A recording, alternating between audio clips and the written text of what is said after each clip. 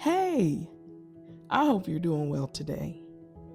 I want to share the underpainting of a new abstract that I'm working on. I love how abstract paintings call for you to get out of your head and just paint what is in your heart. You can have a loose plan. Some people might want more than that, but I enjoy having an idea of what I want to do, um, but also to allow myself to be surprised. And um, that just calls for using the rules the way that you're supposed to, but also just letting yourself paint what you feel and what you um, just instinctually want to put down on the canvas.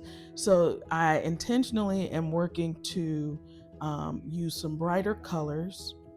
The initial layers are a little bit darker on purpose because I wanted to help the later layers pop more. So, right there, you see, I already was overthinking and I made mud. I mixed two complementary colors together because I didn't rinse my brush enough. I also need to keep switching with my paintbrush so that I get some variation in the shapes and sizes of the marks that I'm making. So it's just a process and it makes me get out of my head, allow myself to be creative on a deeper level. It's a lot harder to overthink um, because I have a loose plan. It's not as tight and um, it's not about anything representative. So while you watch me paint that, I want to suggest to you that in lots of areas of our life, we can tighten up a little too much and we can overthink and we can lose some of the joy and beauty of just being because we're just trying to be perfect. So, a lot of the time, some of the best things that ever come out of our art or our writing, our speaking, our sharing just with even a friend, or um, just any kind of expression. Sometimes the best things that ever come out of that kind of process is the thing that you didn't really intend to do initially.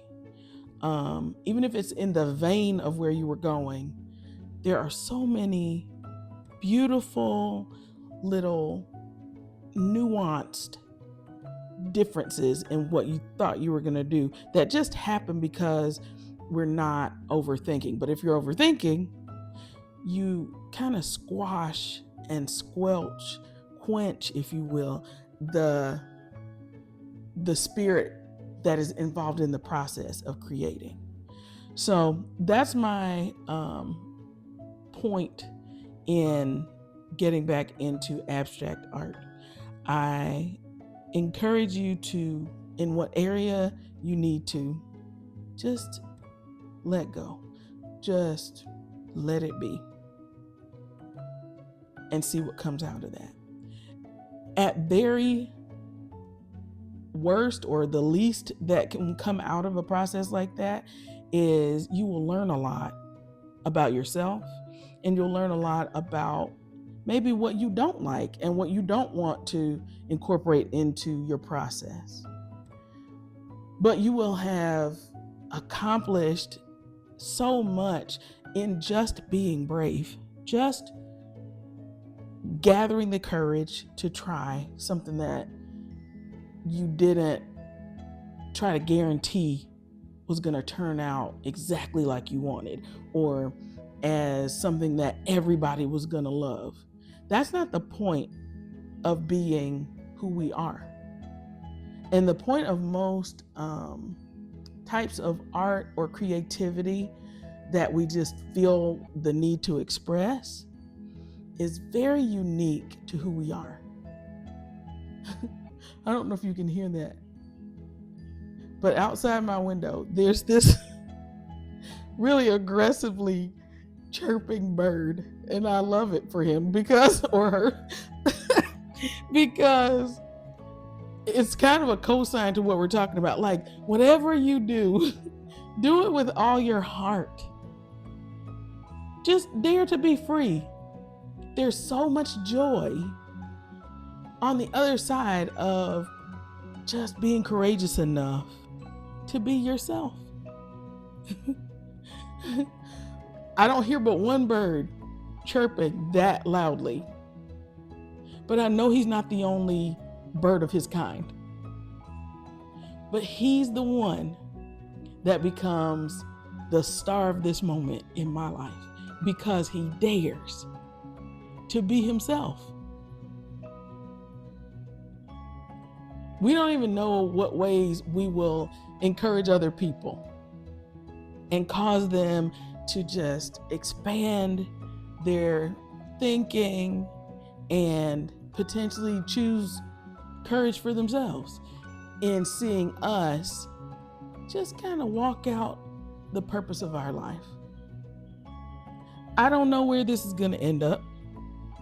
I have like a really, really loose idea of where I want it to go, but I'm holding loosely to that because just like with my painting, I have all these ideas about where I want my life to go, where I want my, the lives of my loved ones to go, how I want things to work out for everybody.